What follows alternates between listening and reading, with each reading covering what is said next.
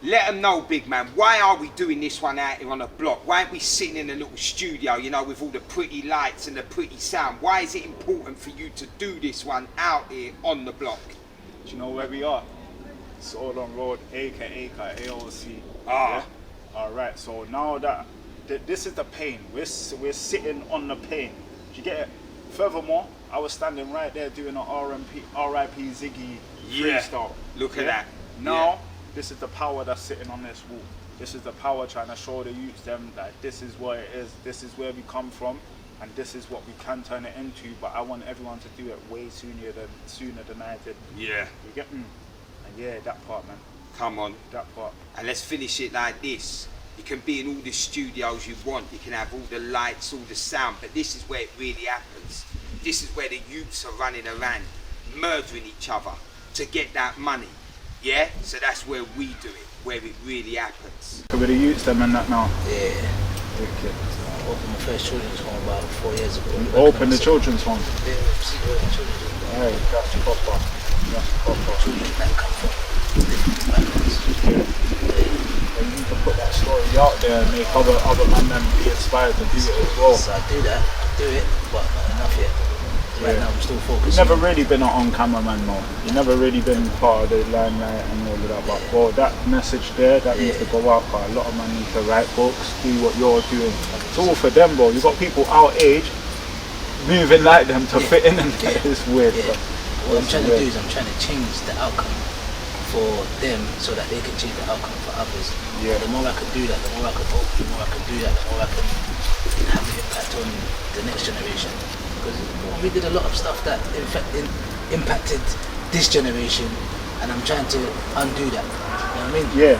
Do it again, but the positive version. Yeah. We made tapping, I said it earlier, we made tapping pockets look cool. Let's make this look cool. Let's make that look cool. That's the reality of it. Yeah. Exactly that. That's the reality of it. Because this is what it is. Yeah. Trust. This is what's important. You know what I mean? That's why I said, bro, you're down here? Come in, bro. Come in. Trust. Spin it. Yeah. Alright, bro, you know. Bro, keep it up, my bro, man. I'm proud of you, man. Keep it up, man.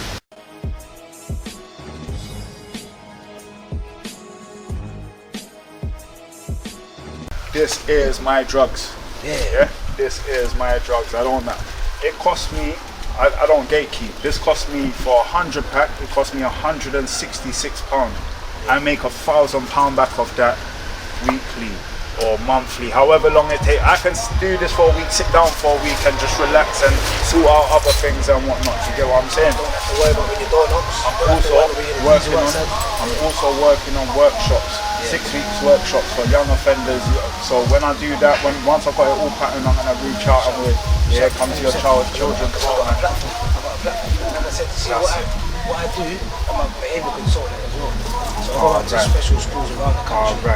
So I was working in Brighton, Yes. I never even knew all that, my brother. I never even knew all that. See the children that I work with, the children with ADHD, the children that people are scared to work with. Because our height, they're built like us and they have the mentality that we had. See when I'm standing in front of them, they're like, oh, you're not gonna do that. The reality of it is, see when you're saying this to other people, they're gonna run away. I'm not afraid of people. But at the same time, you see there's other people who are gonna treat you when you come this way, at them like that, they're gonna try to meet you with what you're meeting them with. I'm not gonna do that. I'm gonna meet you with love and kindness, but I'm gonna show you you're not gonna do that because it doesn't benefit you. That's the reason why you're not gonna do that. I'm not gonna try to, I'm not gonna say if you do that, I'm gonna mash you up. Because I'm not gonna mash you up. That's the reality of it. You know I'm not gonna mash you up. I know I'm not gonna mash you up. But what I'm gonna do is I'm gonna show you actually there's a better way to get what you need out of the situation. And that's what I'm gonna teach you how to do. And that's what I do. I teach them how to do it, and I teach people to teach them how to do it. So that's what I do, bro. Looking 100%. Do this.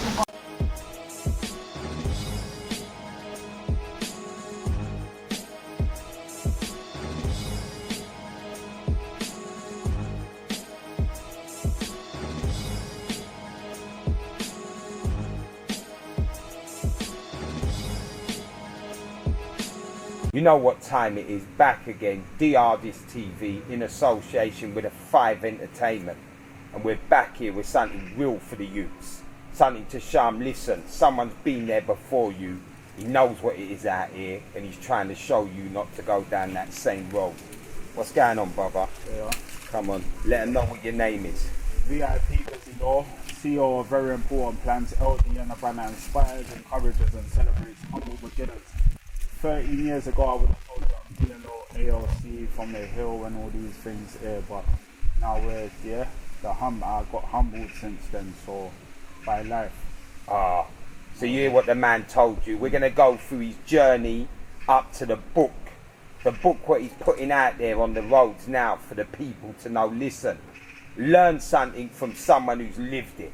Someone who's been through it, and stop fucking up your life, stop fucking up your family's life, and stop sitting in a jail cell or laying out in a graveyard.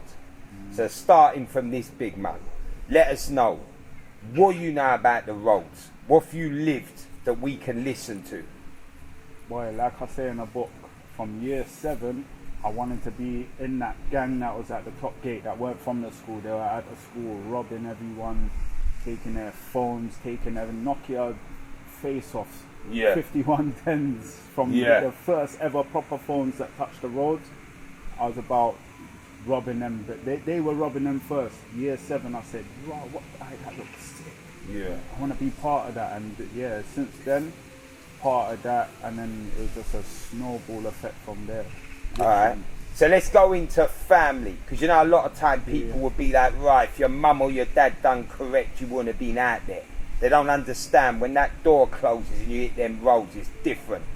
So you tell us, what sort of family life you grow up in? What did you see through family? What was they telling you about what's out here? Alright, cool. As you can see, I'm mixed race, innit? So mumsy, YT lady, she don't know the roads. Yeah. You get me? She don't know the roads. She's like, literally, she grew in Balham. I moved to the hill, Kings Avenue, when I was 2 years old. Yeah. So she just growing me, obviously, as goo gathers up to a certain age, you get what I'm saying? And then it just hit, like, I always say it starts from playing football on a grass. Yeah. You get me?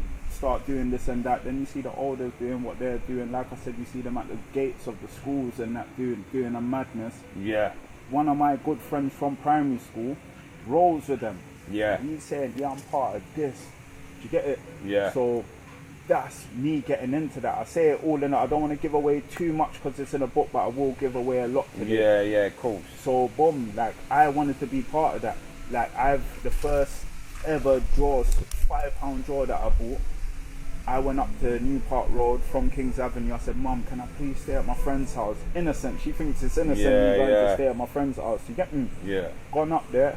We're up there doing she thinks that I'm going back down towards like Weir Road and that part, going back down towards Balham. Yeah. But we've gone the other direction up to the hill. And I'm out doing a fuckery, buying my first ever draw, going to sit down, smoke with the people that I've done my first street robberies with and shit like that. Yeah. And that's what I'm saying. It's not my mum thought she's doing her best. She's saying, alright, go stay at your friend's house. Yeah. But really, we're out there. It's not always the parents' fault. Yeah, but let's go on to your dad, because like you said, mummy don't know the road. She's just doing her best, thinks you're out there with your friends playing when you're on a madness. But what did daddy know about the roads? What's daddy showing you? Firstly, big up my dad, if he didn't exist, then all my imperfections, and this is a pain that a lot of us need to take out of us. My dad weren't there, it hurts, of course it does.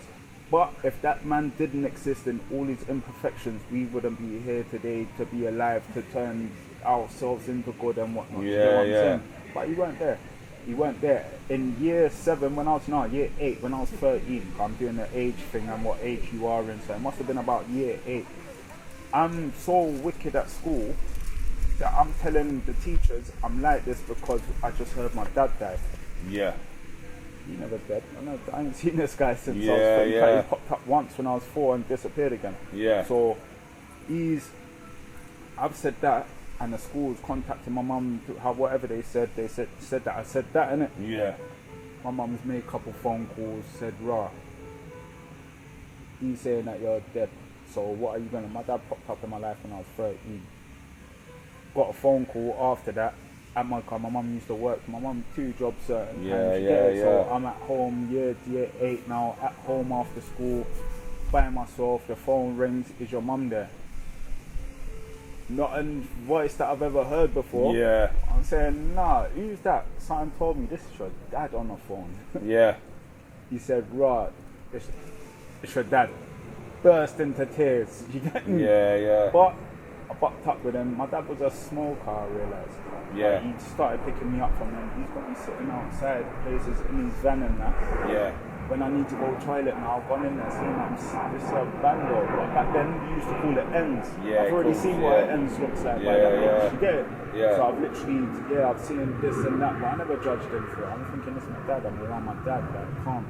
Yeah. Only on hindsight do I really check the deepness of it as well. Like, I never realised that he was smoking then. But Yeah. the house looked a bit run down. On Yeah, hindsight, yeah. I'm saying that was a bando Yeah. that I stepped into. So my dad weren't about, I could count the amount of times on my hands and probably 1 foot that I've actually seen him to this day. Yeah. But yeah, as I say, if he didn't exist in all these imperfections, I wouldn't exist now. So if he walked down this road, I'll hug him. I'll go on, Yeah. Dad. You get me? But yeah, he never played a part in any discipline. When I was 18 years old, fresh out of jail, I had a tag, early release and whatnot. He come to car when I met him when I was 13. He introduced me to my granddad and my big brother. Yeah. And I see him like always used to go see my granddad, try to get a little change off him. and Yeah, whatnot, you yeah, get me? yeah. I went to my granddad's house one time. My dad pulled up, and I told him, "Yeah, I'm on tag, Dad." He was like, "Oh, I never been on tag before. Swear down, like, you get me?" Nah, it was a good thing. Yeah, and I look, Yeah. even then I thought, ain't I supposed to get some sort of bad up or something? Yeah, yeah. Like, right. And I never thought, oh yeah, my dad's cool. I remember thinking, yeah, that's a bit wash still. Yeah, mad. And All yeah, right. that was the relationship with Pops. Alright, so let's go on the other side of that. Like, let's go deep. Like, in your family life, would you say you're from a broken home then? What was you seeing at home? Like, your mum's there doing her best. You got brothers, you got sisters. Single child. Yeah, but was So- you seeing any goings on while you're in the house? Was anything like, right, this ain't how it's meant to be? Mumsy worked 2 jobs. Step in that house, you step out the pissy lift on the 3rd floor. Yeah. Good smells in the house, all Oh, yeah, decorated, big up, eye mummy. for detail. Yeah. All of this is in a book. Big up, mum. You get me? Yeah. Lived in a good home. I had a bar back in '09 Yeah. on a track. I'm not sure if it was with Timber, but I recorded it when I was in the studio with Timber. Yeah. I said I was raised in a nice home, but Yeah. I ain't on a nice road. In the slums and the rats in a nice home, where you Ah. can get wrapped for your nice phone. So Yeah. I was raised in a nice home, but yeah, it was just in a horrible place. Alright, so let's get on to them roads. You're young, mum's doing the best, 2 jobs. What was the road seeing to you that you weren't seeing at home that made you want them roads so bad? Do you know what it is? Like, obviously, as we get older now, we're hearing about ADHD. A lot of us are realising, right, is that what I've got sort of Yeah, thing? I was yeah. on behaviour books from year 2. I was always naughty. Yeah. I tell you from now, in primary school, in a primary school playground, Henry Cavendish, just down Balham, get 10-minute walk from the hill. Yeah. One of my brethren told me, I remember it like yesterday, he told me, "Bro, my uncle's a 28. Oh, yeah. We're running around this playground saying we're baby 28s. I never met none of these 28s or knew what it was Yeah, yeah. about, but I'm running around saying, "Well, I'm a gangster." First ever cigarette I smoked was with one older kid on my block, and I'm telling you, I'm a 28. He's like, "Yeah, Yeah. I'm a triad." And we're exchanging Yeah, gangster yeah. stories. You get it? So, Yeah. I don't know, something weird just made me want to be a gangster Part from of it, young. yeah. Just want to be part of some sort of gang shit. Yeah. So, yeah, that's what it really was. Alright, we're going to go into a lot in this, but what I want to come with first is I want to say this. There's a bag of man out here that have done books, and there's a bag of man that are going to do books. We're all waiting on them. What is your book going to give anyone that those other books haven't or ain't going to? Alright, you see this very book here? Yeah. I know GMs, gang members, ain't about to pick up no book. Yeah. I was 1 in a million that '09 I picked up Rich Dad Poor Dad. My Yeah, friends ain't yeah. trying to read books and that, but Yeah. I was reading that whilst I'm going out to sell my mixtapes and whatnot. Yeah. Someone told me about it, and that's after me telling them, I read the 48 Laws of Power, and Yeah. I got gassed because I'm trying to manipulate the world back then. You Yeah, get it? yeah. So he told me about that. So this book here is mainly for the parents. Yeah. Like, this is what I put my mum through. Yeah. She done good, but I was bad. Don't judge yourself as a parent because you're doing your best. Don't start going into depression. I had my mum on antidepressants and that. You get me? Yeah. So don't start going into depression thinking that you're the problem. Yeah. This book here has got a parental guidance chapter on it. It's got like loads of little things, and if the young G's want to pick it up, it shows them like, right, like our parents ain't always as old and have it figured out as we feel like they do at that age. And what made me realise that, I'm 38 now, innit? When I was 32, my oldest turned 14. Yeah. Yeah, and I realised that's the first ever time that I got arrested. Yeah. I had her when I was 19. My mum had me when she was 18. Yeah. So I realised, Mum, you was 31 then. This is in hindsight now. I'm 32. Yeah, I'm old. I'm thinking, I don't know life. I used to look at my mum like, oh, big woman, got it figured out and all that. She's still trying to figure out life, a little 32. But I could call 32 little 32 now. You get me? And yeah, so this is for the young G's to see like there's something on the other side of it. I was out here risking my life, not giving a shit about it. I nearly died a million times on these roads and all of that, and I've turned into what I am now. But really, I approached the parents with it to say, Rocks, even if they ain't got a kid that's going through it themselves, they might know someone where their kid's off the rails and going through what they're doing right now. When I was 13 years old, like I said, I met my big brother when I was 13. He lived in Leytonstone. My mum let me go up there, so I've started like getting on the northern line up to Bank and then the central line up to Ease area from 13. First thing he said, right, yeah, I'll go to Hackney Market every weekend. I was like, yeah, that's sick. What do they sell shanks there though? First ever flip life that I bought for myself, 13 years old back then, and I'm out and about doing all of that. Yeah. Do you get what I'm saying?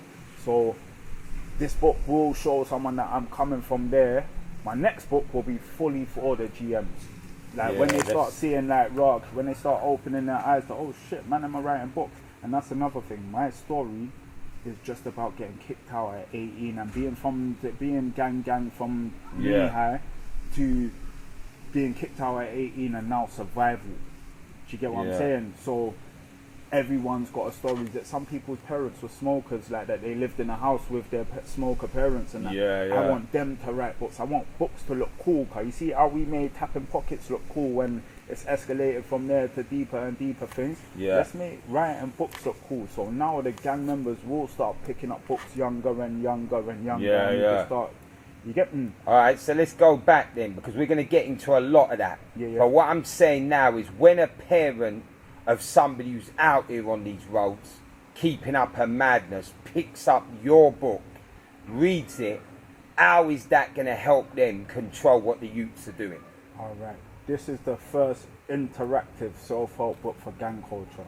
And when I say that, I'm not trying to take anything away from the people that's actually written biographies and about changing their life around, because that's still self-help, because it's thought-provoking. This here, when I say interactive, how to write a business plan, conversation starters with our kids about financial literacy, and the answers for the parents that don't have a clue what that is anyway. You get what I'm saying? Legacy mindset checklists. Have I even got a legacy mindset, or am I just caught up in what's going on in the world right now, not thinking that my kid's gonna have a grandkid that's gonna have a grandkid? At the same time, like I said, it's gonna make them know, don't take it personally that your kid's doing this. You live on that sort of area. Your kid, as much as they might hide it from you to start with and whatnot, they're growing up in and around it. It's being embodied. Like, this is stronger than parents. This is stronger than parents, what goes on these blocks. Because what I'd say to you is, what you're saying there is right. So I'll ask you this. You could have a legacy in your head, like, right, I'm going to have a grandkid, I'm going to have a grandkid. You could have a thought process of, you know what, man's got a plan on how he's going to get this job and that job. But right now, man's got no money, I've got a big knife, I've got a big gun, I'm looking to go out there and rob something. What is your parent going to do when they've read that to show the youth don't do that? Because I'm hungry now, big man. Firstly, let's stop doing a go get a job, you'll be alright thing. I'll keep it a million. Stop. I'm not here to tell parents, tell them to get a job, tell them to change their life around. That won't work. It never worked on me. So what's the quick plan? There's no quick plan. Exactly. So therefore, the legacy mindset is, installing into our kids' car. This here will teach a parent how to tap into their kids' mindset from before that age where they hit the roads anyway, when they're probably just playing outside innocently playing football and that. Do you get what I'm saying? Sometimes it's too late. Now that's where my book takes them to. It's not your fault. It's happening. My mum, when I was 17, turned 18 in jail. My mum come to this visit and said, I feel so much safer knowing that you're here than out there. Yeah, yeah. Do you get what I'm but saying? You still can get wicked in there. So they, of course. We're going to get to that anyway, exactly. But why I'm saying that is, literally, once it's happened, it's happened. Once you're part of the roads, there's no, like, don't judge yourself for it as a parent. Yeah. Just know that, like, things are going to come with this now. Yeah. Whatever you say, you're not, unless you have got something, like you said, a quick way for them to make money, then forget about it. Put them in. I talk a lot about role models in it, and I'll switch it up to what Tupac says. Forget a role model. Let's be a real model. As a role model, you're playing a role. You get what I'm saying? But a real model, like, I'm not going to be perfect all the time. So when I get it wrong, this is why I got it wrong. That's how I got it wrong. I want to talk from back then, and these little mindsets. Do you think my kids ain't out there with certain things that I don't agree with? But at the same time, my oldest now, I'm the only person in the world that she can come really reason with, not going to get judged, and she's going to get the realness. Go to, like, listen, I'm telling you that that's wrong, but you're going to probably do it anyway, because I used to go do it when people are telling me don't. So, and now she got to an age where, Dad, you're the realest in the world.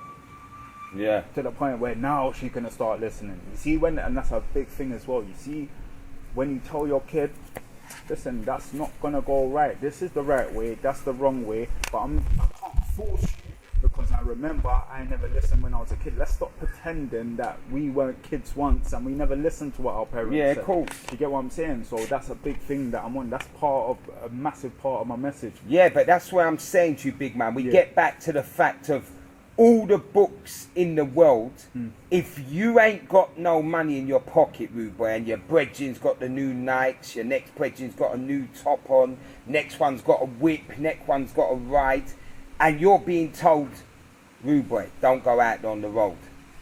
How are these youths going to learn, listen, I need to do something positive, but nothing positive's getting me that quick though? How are we going to teach them? I wouldn't be this author if I never went to jail.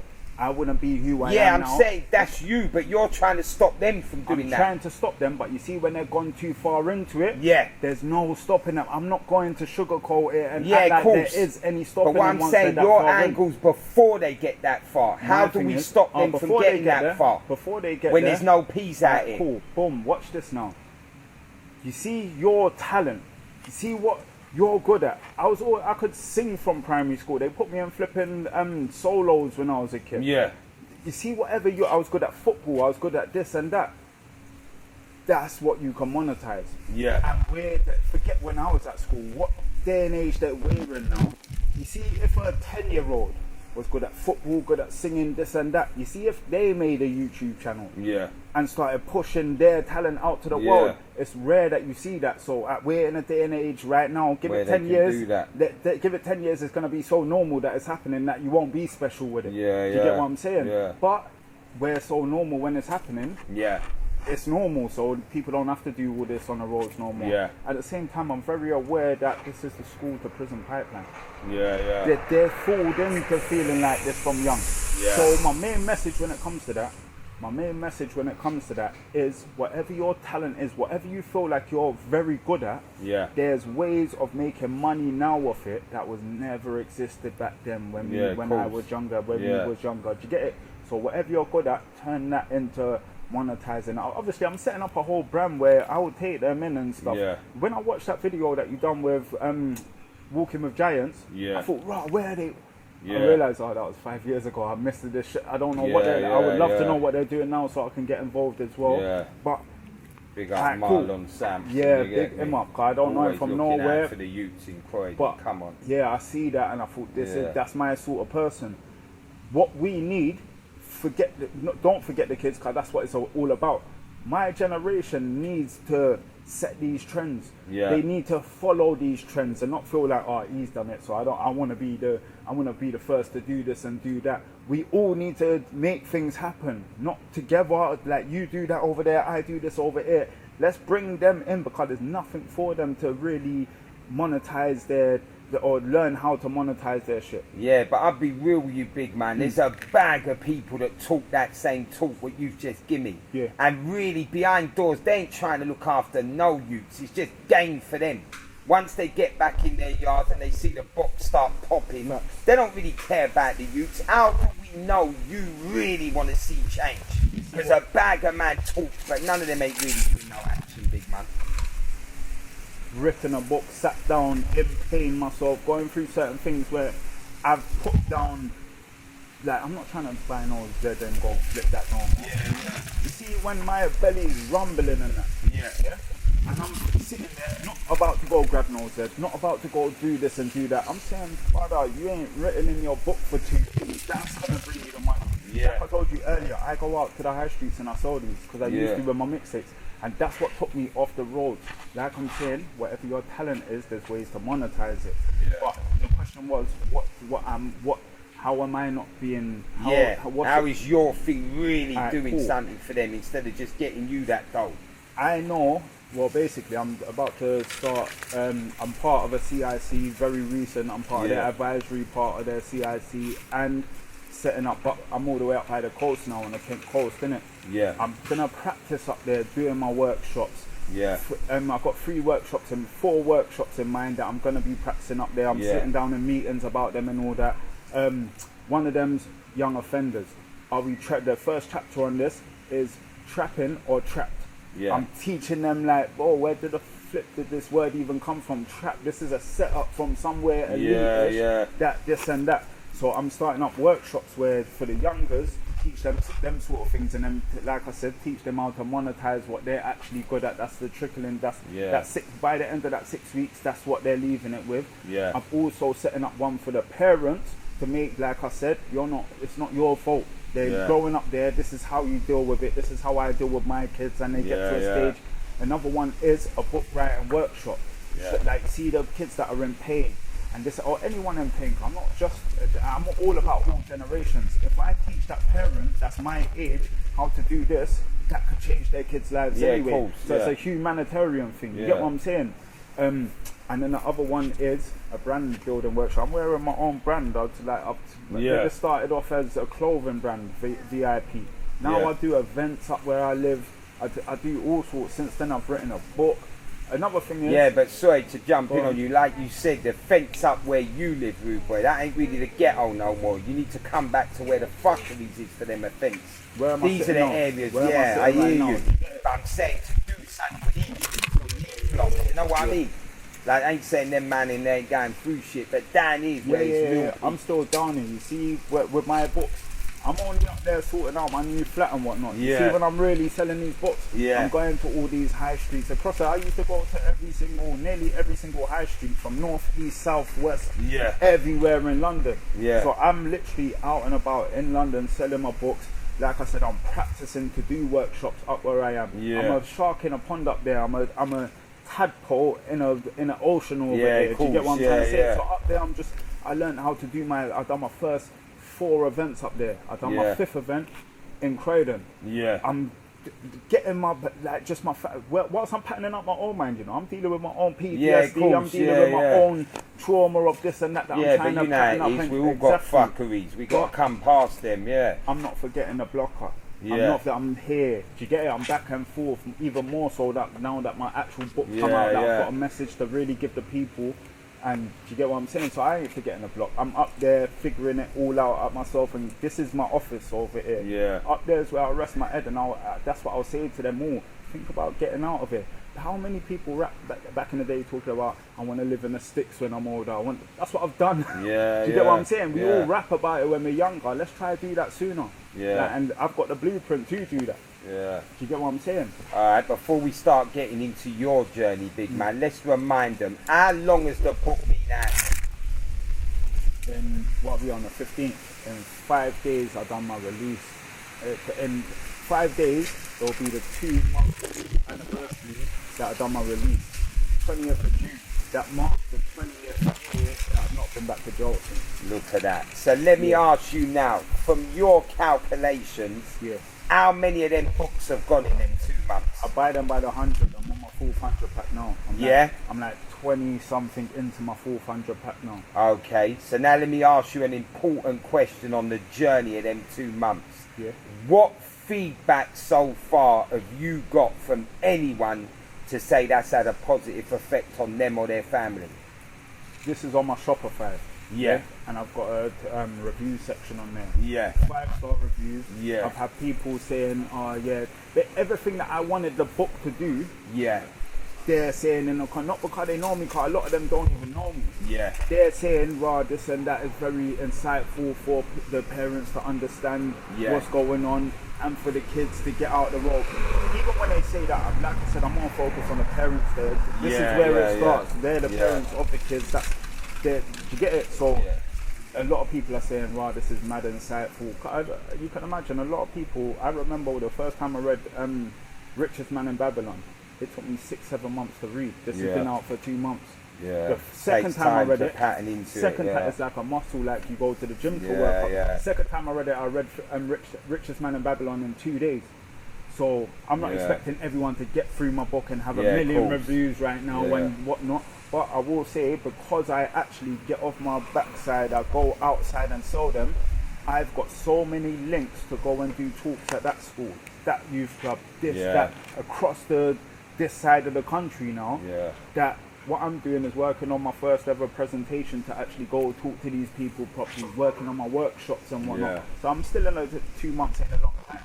I put this out with a message, and the reason why I put it out is why I put it out, innit? So now it's working because I'm getting people saying, right, come talk to this. Alright, cool. I'm just working on my first ever presentation now to talk to them. We're going to move from there. So I have got a lot of people saying, wow, I love what you've done. I would love for you to come in and talk to this. By the tens, I've had people say that to me. I've got so many numbers and business cards. So that's where we're going next with it as well. Alright, well now let's get into the fact of why you've got the right to write that book and why you've got the right to come out here and try and give us it. We want to know your story. We want to know just how deep you got into them roads, because I'll tell you this as a fact. There's a bag of bad men out there that have done everything road-wise, and all the youths think of them is they're a waste man. They don't want to hear nothing they got to say because they're thinking like this is their time, this is their journey. Fuck what he's on, fuck what he's got to tell us, because he never done it the way we're doing it. So I'm going to ask you, big man, just how deep in them roads did you get? You've seen the guns, you've seen the knives, you've seen the drugs, you've seen the deaths, you've seen the prison cells, you've seen it all, yeah? Say no more. So let's get into that. When was the first time you got out there and something fucked up your life and the police took you away for it?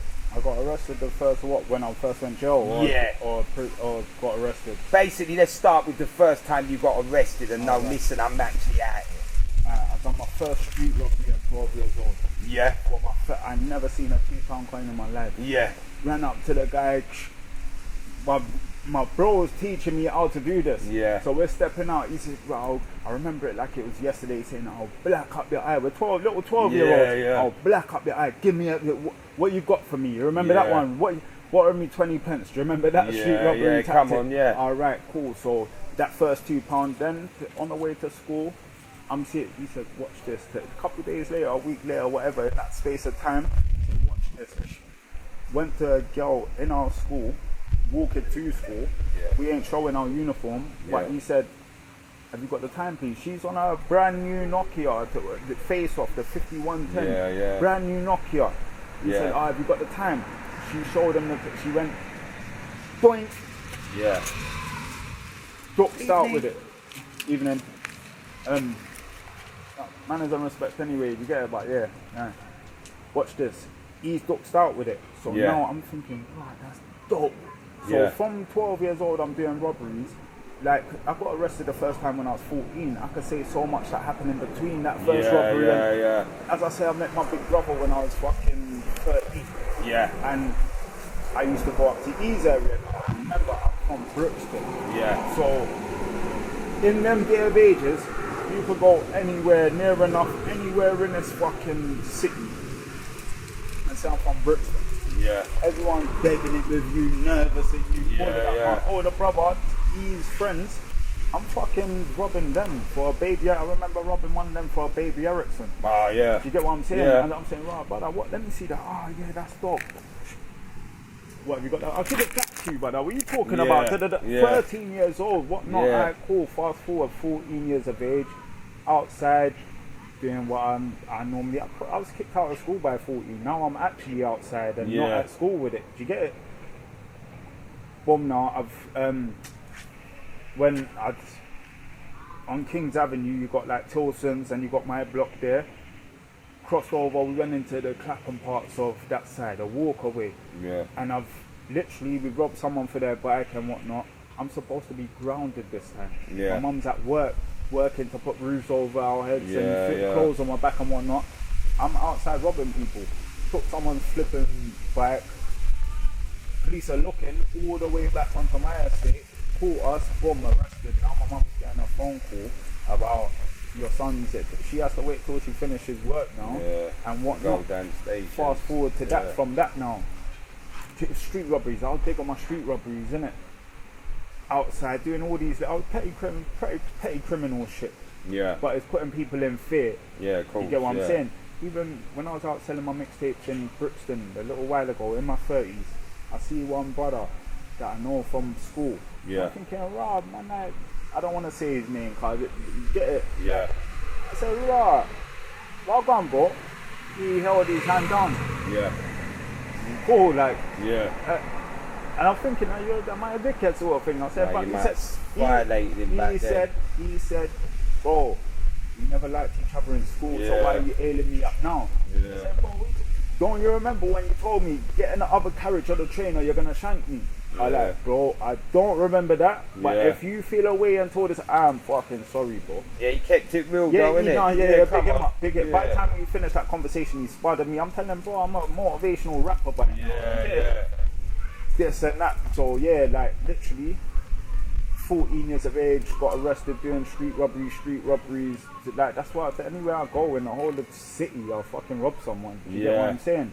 And then I'm on the way up to do a set garage days, switching into grime. Yeah. I'm about to go do a set, and that's up at my cousin's house in Wallerton. Yeah, and I'm about to go do a set. I'm on a train on the phone to a gal that I just moved to in Chocodero, another place where we just used to go and obliterate. I'm either leaving her with bare phones or bare phone number and bare phone numbers from gal. Talking to one gal, said, "Right, one sec, babe. See a victim get on a train." Like he tried to get up, I pulled him by the corner of his jacket. Said, "Are you crying for undercover police officer? Did he just try to rob him?" Said, "Yeah, he did." Went jail the next day. By then I was already a persistent young offender anyway. But I've been arrested for all heap of things. You get what I'm saying? And went jail for the first time. Holiday camp. That's why when we go to jail at that time, there it's so easy to go back because that was a breeze. I remember stepping out of there. Thinking, where'd you go the first time? I went Feltham for 2 weeks on remand. Then they took me up to Warren Hill. Yeah, I was in Warren Hill, but remember, just same, like, it ain't the same nowadays. Nah. I'm from Brixton. When you say Brixton, anywhere you go, people, you get a little cut through. And like, so, boom, now, I done what? Only 12 do 6. Done the 6 in Hollisley Bay. What was that, 6 months, 6 years? Months. It was street robbery. There was for that thing on the train, it was attempted street robbery. You get me? Yeah. Boom now. I had my daughter when I come out from there. Yeah, I had my daughter when I come out from there. And what did that do to you, mind-wise? Mind-wise, it just made me know that I got a daughter, to be honest. Like, I had some wild. You still had it in you. That was before the bandana days. So when the bandana days, we're on Acre Lane right now. I was AOC, D-Low AOC. Yeah. The bandana days turned me off key. I was already off key. Yeah. But now it's turned me super off key. What we're doing is Bloods Encryption, cool. I've already. That's it. Let's rewind a bit. I was original Blood Set. When I'm coming out of jail, I'm getting a letter saying, bro, no, so this Blood Set was just out for my group of friends before I went jail. You know, when I'm coming out of jail, I'm getting letters saying, wow, we're Blood Set now. Yeah. You get it? Yeah. Big up Yardy. Yeah, he's free yardie, you can't come back to the country. Yeah. The real ones know who the yardie is. You get me? Yeah. We're like that when we were younger. I'm with him. I see him the days before I went in. My mum's come to pick me up on my release. We're cutting through like Cold Harbour Lane, just gone under the bridge after Summer Lane. I'm like, no, Mum, I'm getting out. Yardies there, I'm rolling back with my bro. Do you get it? That's a blood set. I'm an original blood set as well. So when the bandana thing came out and I had one good friend, and he was part of Acre Lane campaign. I'm from the hill, innit? Yeah. He was part of Acre Lane campaign, and he brought me around these older cousins, brought me around these people and that, and this is what it is. You know what I'm saying? I like how it's moving around there. Fuck it, this is what I'm on. Give me my blue flag, I'm about it. And like I was ready to lose my life over that a million times. Alright, let's get into this prison thing more, but before we get into that, we need to make these youths understand how it is now, and then you tell us how it was when you was in there then.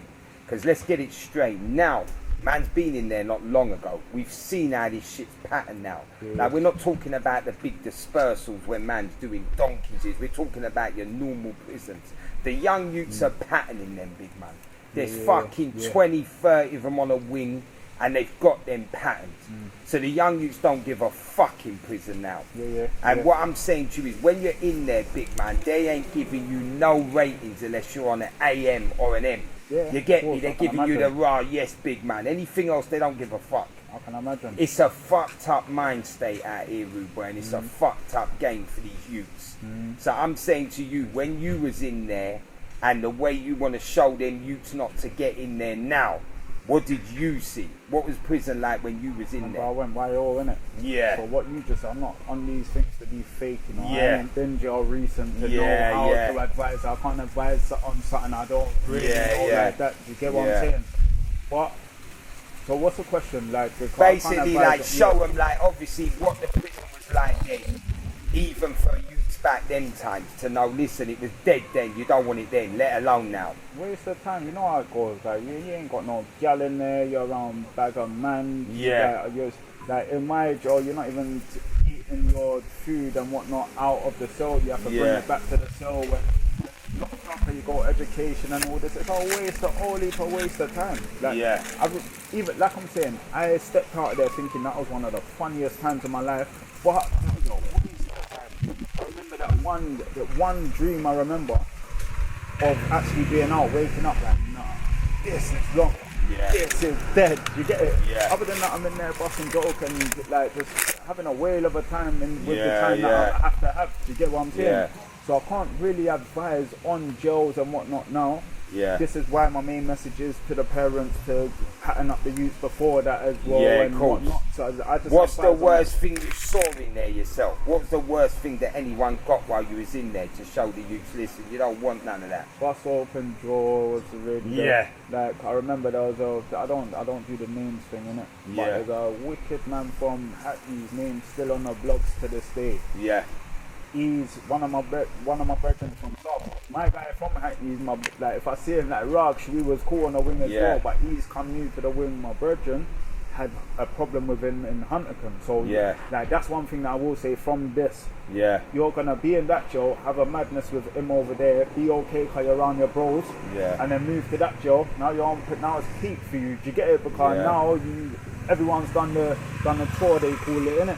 So now you're in this jail without your bros and he's with his bros, or he's by himself but he's so crud that you're getting moved to now, but you're not with your bros. And it's a like, right, you do this and that in that jail and move to that one you get moved to. But basically, bros gone to the gov saying, man, we're rapping in the corner over there. He said, hey, one sec.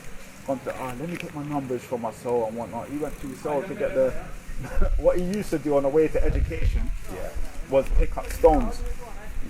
Pick up stones, so no battery and no soap in a soap. He's picking up stones. You get it? So he's gone. He said, "Right, let me go get my phone numbers from my number book and whatnot." And he's come back downstairs, moved to the youth. Well, swung for the youth. He tried to lick him down. He's down there. There's little levels to the association area. You get me? And he's But that's what it's like. If imagine there weren't them levels and he really caught him slipping and caught something over his head and but yeah, all you have to do is watch the artist podcast and all these people. I know you've asked people these questions before, and people have got real answers for what you just asked. And now that I think to myself, yeah, that's key. I don't want my kids going there.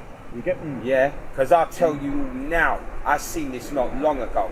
And them youths in there ain't fucking about. Wait till you get that hour recess, you get me? And they're just coming up in your cell and fucking you up, boy, for some shit you said through the night. You know, in the night, man, shouting out, suck your mother and all this shit. And come daytime now, you ain't got that talk when four of them lick off your jaw in the cell. I've seen that shit with my own eyes. Bagger man's got braveness when he's 3 in the morning about suck your mother. This time here he ain't sucking nothing that the next day. That happened a couple times with me. That happened a couple times with me.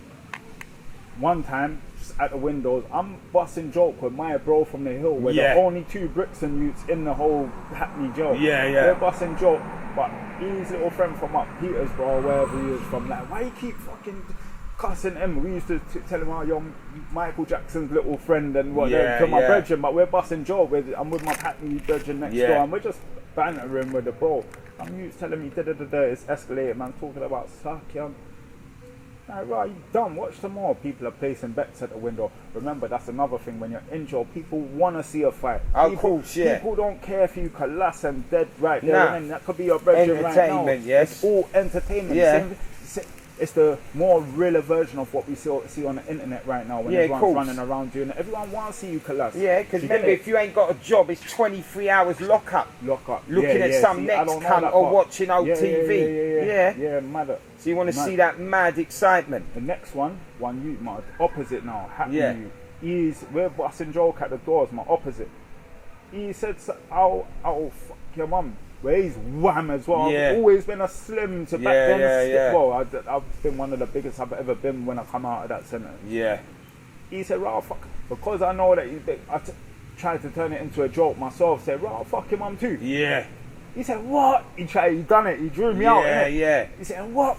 Watch tomorrow." I remember thinking, what the fuck, you know what, you have to save face. Cool. So remember the HMP lighters. I've woken up the next morning, wrapped my hand around that thinking, you know what, just go for it then. Like, you have to, otherwise you're going to get looking like some joke. There you go. But I've stepped out of my cell. They opened both of our doors for breakfast. Remember I said you have to eat everything in the cells. I've gone to the surgery, come back, he's not even left his cell yet. Big man.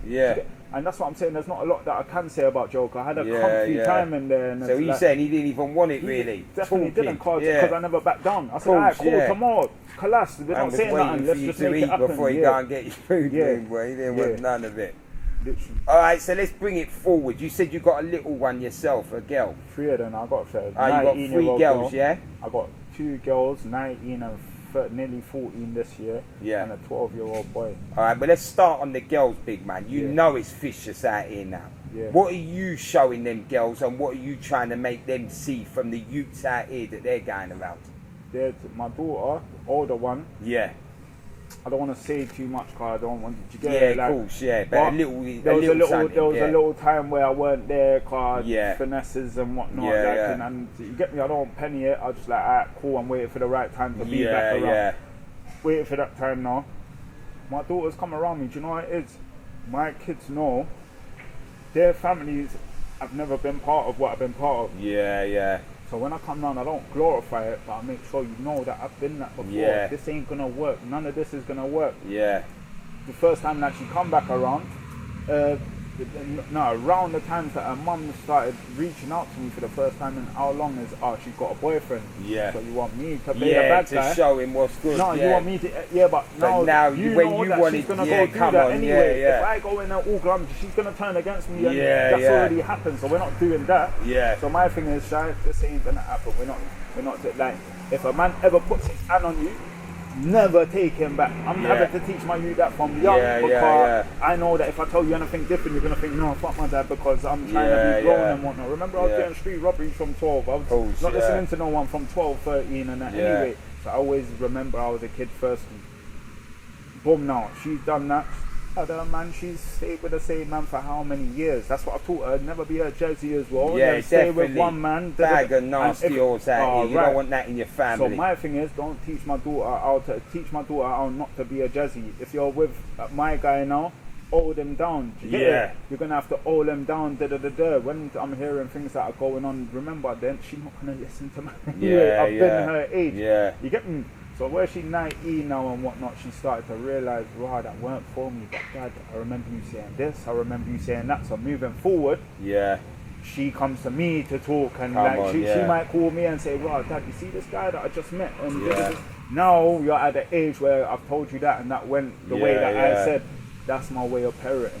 It might be very, orthodox, but mind games. I've done the mind games thing from young to the point where now my kids can come chat to me because they know that I was part of this life. Yeah. Well, let's get into the boy. Yeah. Because we want to know what mind games you're playing with a boy. You've been at it, like you said, 12 years old, robbing, man. Yeah. Well, you shine him now, he's 12 years old.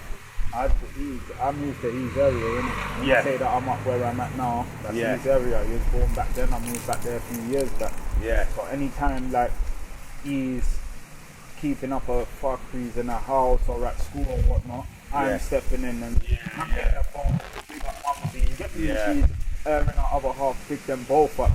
If no one's putting a hand on my son, they're saying, well, I'll call your dad, you know? Yeah. And whatnot, so I'll come round and saying too much because that's other people's household. But my son done a fuckeries one day.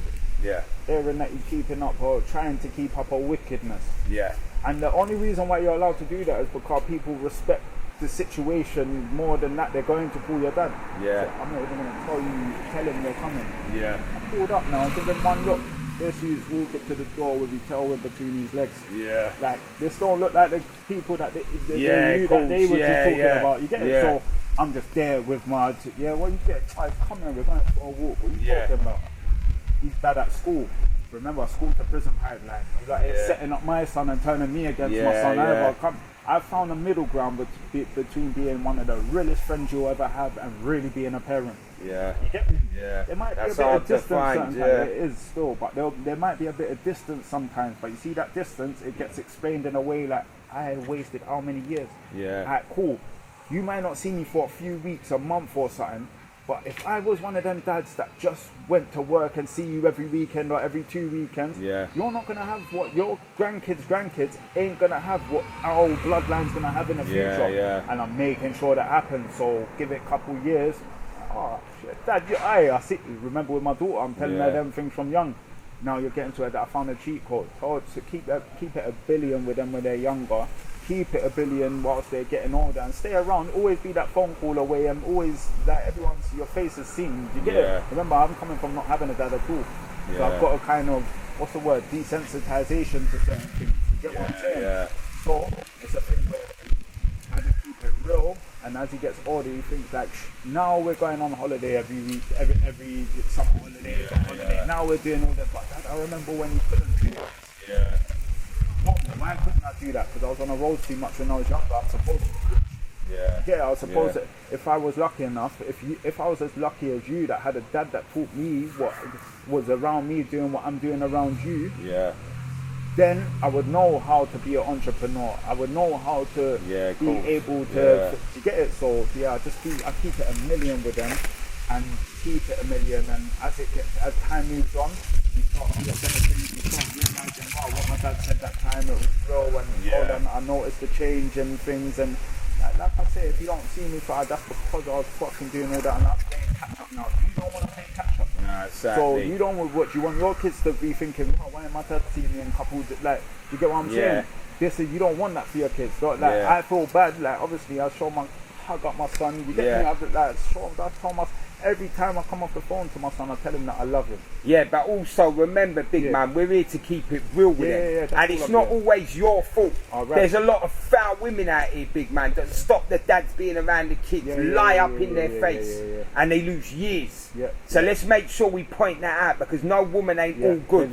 Billion. You could have been trying to get at them youths, and she tried to make you look like some monster, rude boy. So that's got to be the realness in this. That's it. Remember, that's not my situation. But what you're saying is come $1 million. On for bagger, man. And that's because remember, we're all young when our kids are born, innit? Yeah. So I was lucky enough to pick the ones that don't really do that. Like I said, my daughter, my oldest, Yeah, kind you of was got real finesse lucky then, against, big man. You get me, real, yeah. But trust me, and plus, I never witnessed my mum doing that.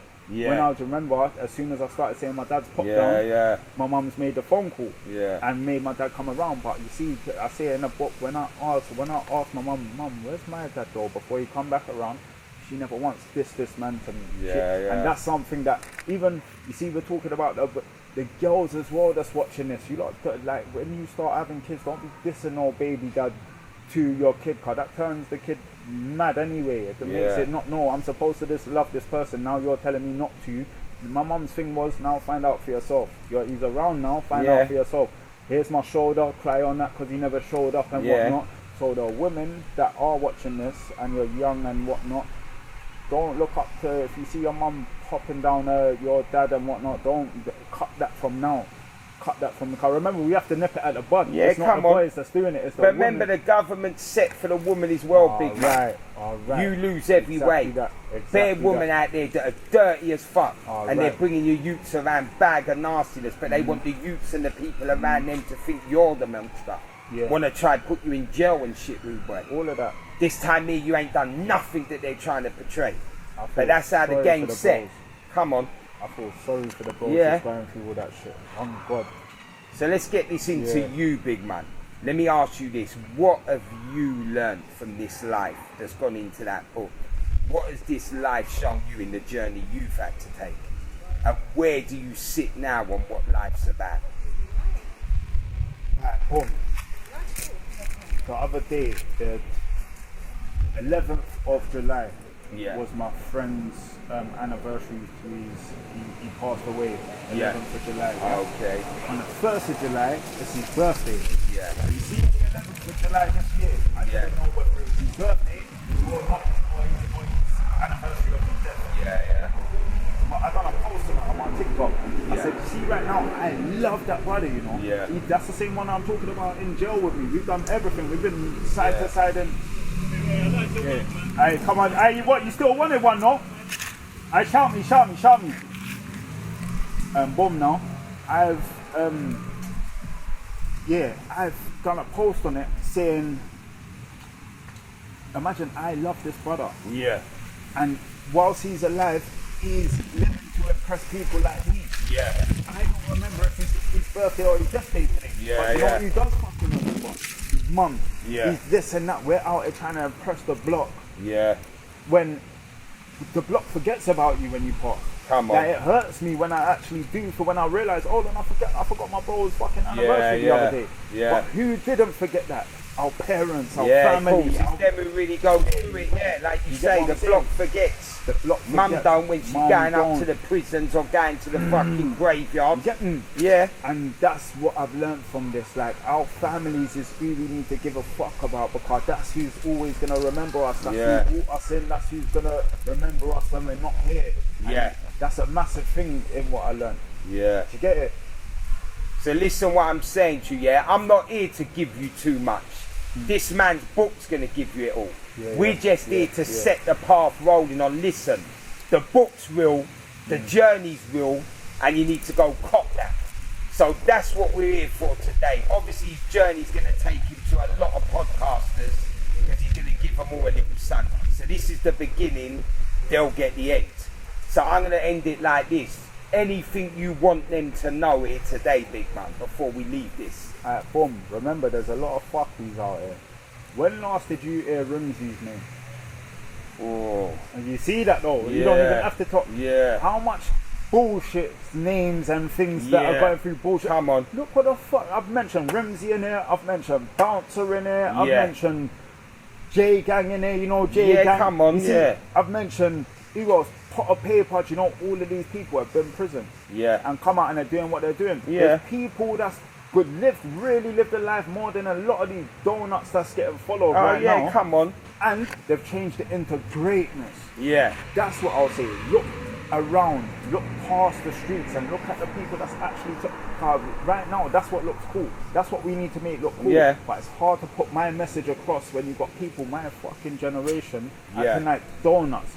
Like, I'm 1 in a million, Bouncer's 1 in a million, fucking J-Gang's 1 in a million. Because everyone is out here doing fucking donut shit, my generation, to the point where that looks more appealing to the youth. Remember, and it's all part of the systematic bullshit that we're going through as well. We've all been programmed into giving a fuck about their bullshit. If I was to punch someone in the face and turn around and do a motivational speech on my social medias, I'll get 1 million views on that. Oh yeah, of course. But if I just do the motivational speech, no, they don't want to hear that. You get what I'm saying? But this is the narrative that we need to change. These people that are just doing it negative, and you see people my age fucking arguing, getting drawn out on fucking social media's lives and whatnot, and this looks cool. I'm sitting there watching it entertain them. Of course. But these times, now I'm getting distracted from the greatness that I could do. Remember I said at the beginning, we've all got a fucking talent, that needs to be monetized. This means you'll never, now I never have to work for no one again, you know. Bro called me today and said, right, you're in London, I got a day's work tomorrow. You know, I got work shoes at my auntie's house from doing work for my uncle last year. I said, brother, I said that I'll never work for anyone again. You need me though. Because now I'm in control because I've monetized what I know about this world. And before that, what took me off of those streets as well, even when I'm doing all these fuckeries as ALC and whatnot, I made a mixtape that year and I started hitting Oxford Street. I started hitting all the high streets with that mixtape. I made over $500,000. Let me do the math for you right now, From 08 to 2020, but I call my last of my 4 mixtapes that I sold 25,000 of them. For £3 to £5 each. What's that? 75k to 125k. That was the hardest mixtape to sell out of all of my 5. Out of all the 4 mixtapes that I put out. So that means that I sold more of the last ones. So if we even quadruple up the 75k, what's that? 150? That's over $250,000 that I made off my talent. Not only that, all your favorite rappers from back in the day, Blade Browns, Teflons, Timbers, every single rapper from back then will tell you, if you said to them, low rap trappers, what my guy that used to literally come and grab our mixtapes off us and goes, and not I sent him out there to do it, nobody sent me to do anything in my life.